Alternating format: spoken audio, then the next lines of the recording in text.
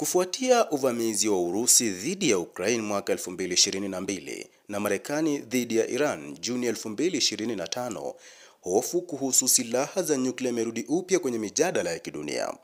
Utafiti unaonyesha kuwa kuna zaidi ya silaha za nyuklia 9,000 na silaha 1,800 ziko tayari kutumika.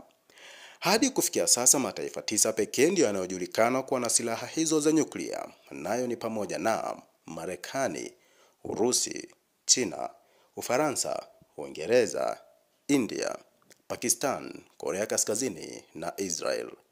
Kadhalika, wengi wao wakiwa wameficha taarifa kamili ya idadi ya mabomu ya nyuklia waliokuwa nayo.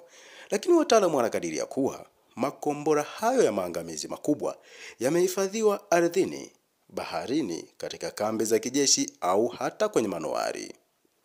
Mkataba wa NPT uliweka misingi mitatu, nayo ni pamoja na mataifa yenye silaha za nyuklia yasipunguze, mataifa yasiyokuwa na silaha za nyuklia yasijaribu kabisa kuzitengeneza, na ushirikiano wa kutengeneza nyuklia kwa amani duniani kote.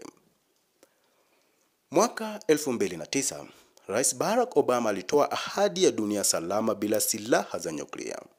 Na mnamo Julai 2017, zaidi ya nchi 100 ziliidhinisha mkataba huo wa Umoja wa Mataifa wa kupiga marufuku silaha hizo. Leo hii, dunia inasali na silaha za nyuklia kama sehemu ya siasa za nguvu na vitisho.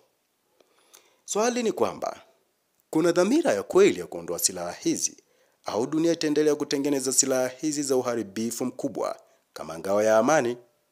Mimi ni Raj Khan.